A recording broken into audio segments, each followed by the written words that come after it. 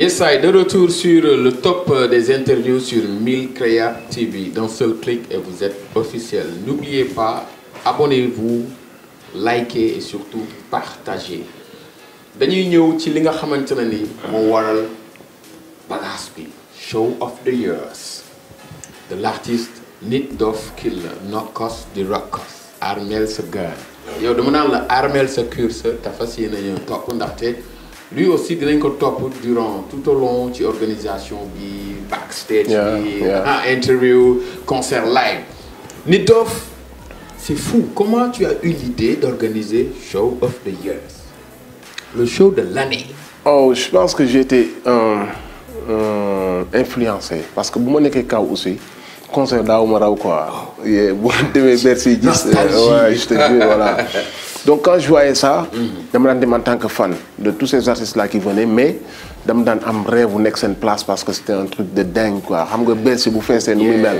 Zénith wala Stade de France, je me disais que ni fii laa bëgg a nekk xam nga artiste loolu rek la mën a yëg. Après donc à force de voir ça et de vouloir vraiment être à leur place, bi ma ñëwee fii ba gis retour bi premier album bi am. Retour public bi ci concert parce que ma dem aussi dafay concert yu ndaw si banlieue bi dem si région yi et tout ça. J'ai vu qu'il y avait vraiment un retour favorable, les gens ñi ngi ñëwoon te yi ma leen daan woo concert xamoon naa que ni y a un truc à faire ici. Donc bu ma ñëwee génne sama deuxième album dama organiser benn tour si banlieue bi. ma dem def ay cafétéria def ay voilà mu nga j'ai fait cette tournée là et j'ai senti vraiment que nit ñi ils ont envie de faire des shows. Après je me suis dit la moo tax li am kaaw aussi warul am fii parce que am nañu espace y a un public demandeur. ma woo sama staff man leen dama am benn idée comme on vient de sortir deuxième album bi def nañ benn tournée ci banlieue bi ci région yi dañu war a def Iba Mar. Donc à l'annonce ils étaient un peu en panique quand ils ont dit le gars là c'est un fou, il est malade, ils m'ont dit Stade t'es malade ou quoi? J'ai dit mais oui, mais loolu c'est rien du tout, il faut le faire. Après bon me convaincre leen eux aussi ils étaient dedans ñu teg ko commencer et tout et depuis ça a pris. Voilà. C'est le first show of the years. Je sais maintenant que yow yaay teg parchemin bi yow yaay teg échafaudage yi ne gars yi lii laa gis. Exact. Donc yow da ngay mën planifier quoi yow.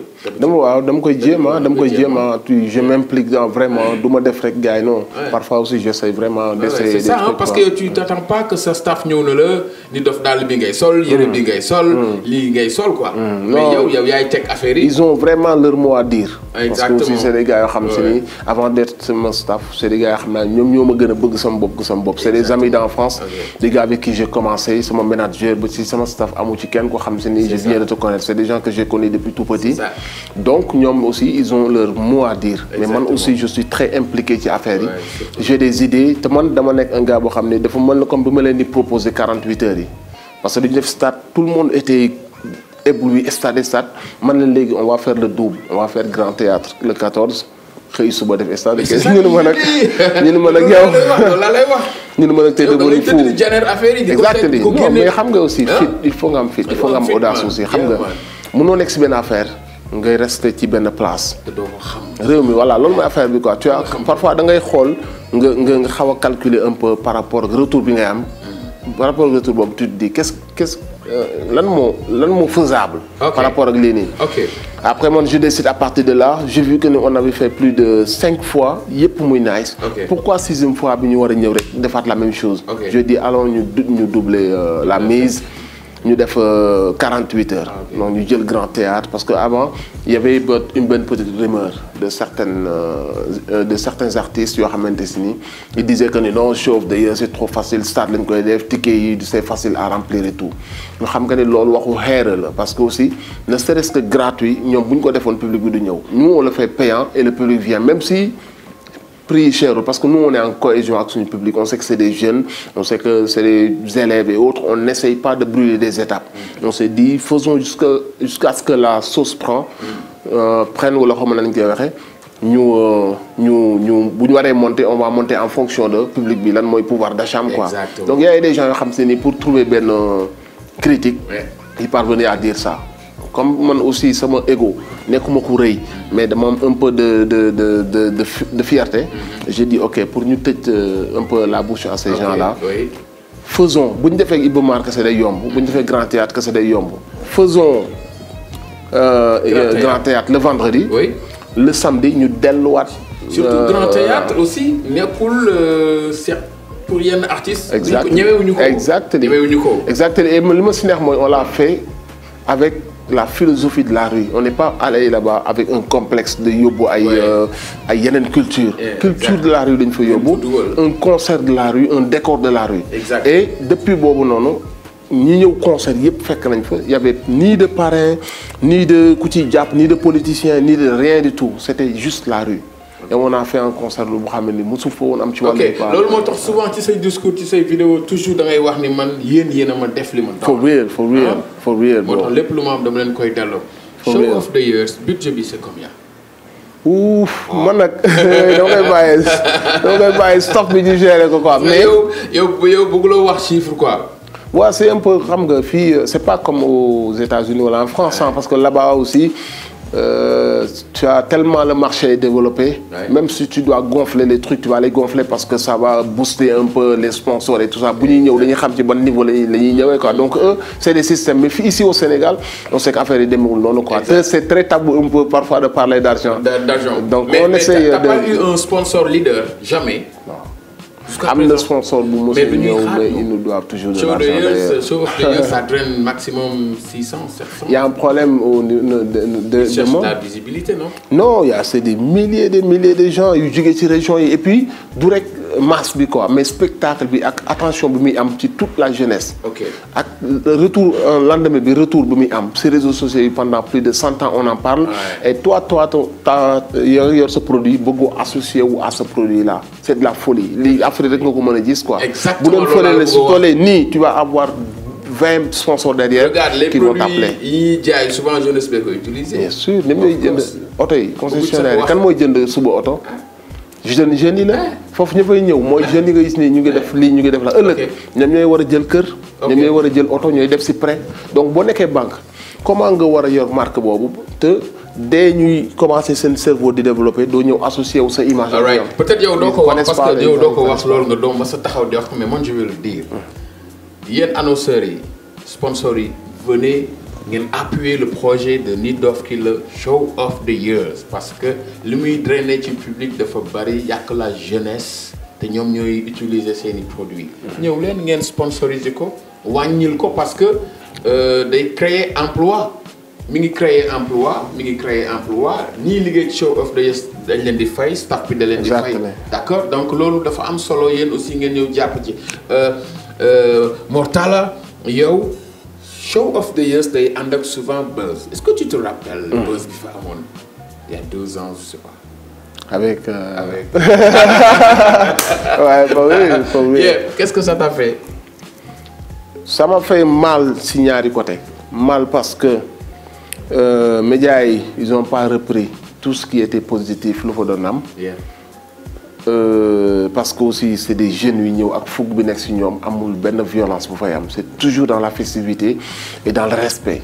ñoom ils ne parlent jamais de ça. ak réussite affaire bi ils en parlaient très peu. ils ont attendu que mu am benn affaire ñu appuyer ci affaire boobu noonu tu vois et c'est ça c'est pas trop encourageant. il faut c'est vrai que ñoom dañuy jaay. tu l'as défendu quand même. je l'ai défendu la waaw bien sûr il faut foofu laay waxee mal ci beneen côté bi.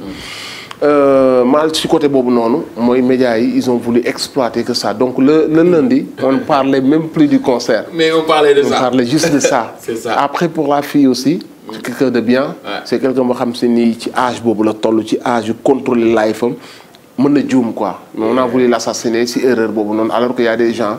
yu def pire que elle. alors que ñun on n'était même pas d'accord avec cette tenue su ma tàgg woon wala ma teel ko gis sama ko bul yéege bi. Cela ne fait pas d'elle une mauvaise personne. Moi je la fréquente xol bi dara nekku si. affaire boobu ça l'a tellement blessé. Après il a essayé te man lu ma gën a neex si moom. Elle s'est repentie. Elle s'est repentie. Elle a essayé de te loolu mooy nit. tu vois. et ça m'a plu ma xam ne kii nit la. comprendre nga elle a appris sur si affaire boobu noonu. après elle a essayé de vraiment montrer beneen image et loolu depuis elle essaye vraiment. bu waree est-ce que loolu tamit bi mu dalee. internautes yi def replay population bi presse bi yow bi nga toogee vraiment xam nga ni léegi show of the years am na dimension. waaw am na dimension parce que mais man ce qui me chagrine un peu mooy pourquoi il ne parle pas quand c'est positif. ok quand moi et Canabasse on a eu des embrouilles et que embrouille yi ñëpp foog nañu du jeex. Après on a eu talibé wu gisante man ak moom dal jàmm balante suñu ay. Tu as marché sur la langue. Je suis désolé parce que xam nga ni li nekk si mën a nekk si yow. Après ils ont tellement, il y en a ils en ont parlé en vraiment je leur fais un big up. Mais ça c'est une façon c'est des leçons ñoom li ñu war a am instruments yi ñu yor dañ ci war a liggéey. nan lañ ciy liggéeyee mooy parfois bu ñu gisee yenn images yi dañ ciy jàngal dañ ci war a jàngal peuple yi. comme quoi que quelle que soit arrogance boo am. peuple bu toll si ginnaaw yow ab star nga dañ lay xool. da nga war a xam ne nit dong nga. ab taalibi nga da nga war a wane taalibi mooy tu dois montrer que ni yow nit nga tu sais reconnaître tes torts. quand tu as fait des conneries war nga mën dem baalu. war nga baalu sa askan yu demee noonu. et la meilleure façon pour nous de montrer que aux gens qu'on voulait montrer une autre image de nous-mêmes. c'est que lui il a ravalé sa fierté. ñëw ci sama show. man j'ai ravalé ma fierté invité ko baalu ko àq. et on a montré aux jeunes à la jeunesse que lii mooy Sénégal. tu vois de leneen quoi après les gens deviennent parler pour jàngale ci ay leçons. mais ils ont voilà loolu le truc. ça c'est big up ça c'est big up nouvelle génération bi dañ ko war a jël jàng ci. en parlant de génération. Nit Doff gis nga show of the years mi ngi màgg. mais Nit Doff gis nga l'avancée grave de la nouvelle génération. la nouvelle école. tendance musicale bi gis nga nu mu demee noonu. Nit Doff da nga yow it aussi da nga xaw a sa musique da nga ko commencé changer. il faut. Tu chantes maintenant. Il faut que tu essayes des trucs, il faut que tu essayes de développer ton art. Tu vois, j'ai jamais musuma arrêté sama bopp si yenn normes yi am naa samay limites nag sama premier album malgré que sama baat bi neexul. non nokos de mais boo ñëwee si biir da nga fa fekk benn instant may chantonné.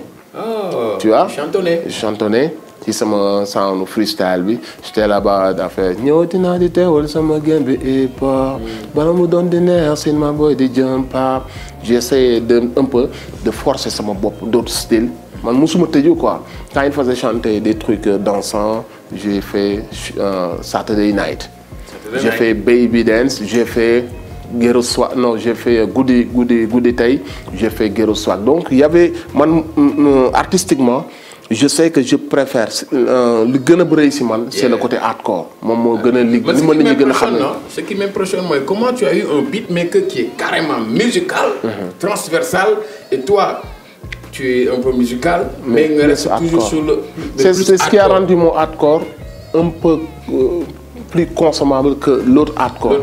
Parce que j'essaye d'être à la hauteur de la musique aussi. Exactement. Parce que Mao il a cette touche musicale là. Mao il est carrément transversal. Voilà. Alors que le hardcore c'était voilà, c'était même pas ce que Mao faisait, c'était juste ça. Donc j'ai pas voulu m'enfermer. Voilà, sinon su ma tëju woon foofu, je serais resté dans les années 98. Exactement. Donc je me suis dit que ni il faut que je parvienne à faire ce que je fais, ma def ci nag un peu de musicalité. Ça reste hardcore, le texte reste engagé. La musique day dund et tu auras le public hardcore toujours. Ok léegi sur l'organisation lan nga mën a jox public bi ci lu bees.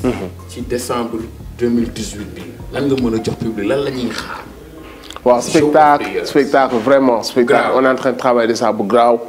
Il y aura des invités surprises il y aura des gens yoo xam ne jéewagun show de ci 8e édition bi mooy seen première et nous on est en train de travailler ci spectacle bi parce que nous à chaque fois ce qui fait la particularité de ce show moi à chaque fois on arrive avec un décor et avec un spectacle différent donc on est en train de travailler sur ça. Ok donc juste il nous reste quelques poignées de minutes ñu waxtaan ci musique africaine.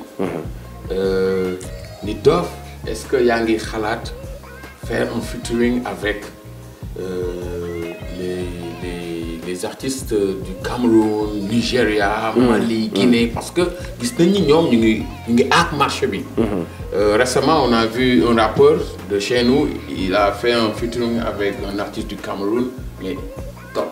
yow ñu ngi xaar loolu wala ci yow. Si, bien sûr, je suis quelqu'un de très ouvert. Lu war a ñëw day ñëw. Après, moi, je suis quelqu'un aussi de un peu réservé. Je cherche pas trop le buzz. Je cherche pas trop à gratter sur le buzz de qui que ce soit.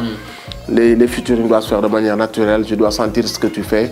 Wala boog soo ma contacter aussi, il faut que ma sentir la. Il faut man aussi su ma la war a sentir ma xam que ni musicalement j'aime bien ce que tu fais, que j'ai vraiment envie. Que man ak yow ñu partager un truc quoi. Je suis pas trop dans les calculs de chiffres. Wala de visibilité wala ce genre de truc. Je suis pas contre. Chacun a sa manière de faire sa musique. Moi j'ai dama am séréen bi may nekkee ak bu may demee. je suis très ouvert au featuring. Et ça se fera inchallah de manière naturelle de manière vraiment naturelle ba pare yoo xam se ni yu ma yëg lay doon ak yu ma bëgg. exact et ça se fera inchallah. le 15 loolu mooy wax ci. le 15 décembre. waaw dañ gis ni yow le 15. non vraiment Nit Doff yow da nga yërëm say fans. da nga leen bëgg. toujours en train de gis nga entre 2000. jour J 3000. VIP 5000. alors que am na ñenn ñu def ay VIP 10 000 25 000. show of the years le 15 décembre loo ciy wax. waaw ñun moom comme li ma wax rek on essaie d'être en cohésion avec notre public. on essaie pas de brûler les étapes. am na fu ñuy woo le hip hop léegi ñu commencé dugg ci fëgg bureau yi ak jël ticket cher di ko yóbbul gars yi ça s'appelle di sàmmay mbayaan. donc comme xam nañ que ne suñu hip hop bëgg nañ mu développer mais on est en cohésion avec notre public on sait que amaguñ ce public là. qui est très riche qui achète des tickets à 50 000 ou 25 000. on essaie d'être vrai avec eux. xam nañ que ni seen pouvoir d'achat c'est très limité et on y va à ce rythme-là. Yes. donc du coup loolu moo waral les tickets toujours ça reste à 2000 3000 5000 au maximum bu dee grand théâtre la ñu def ko maximum 15 000.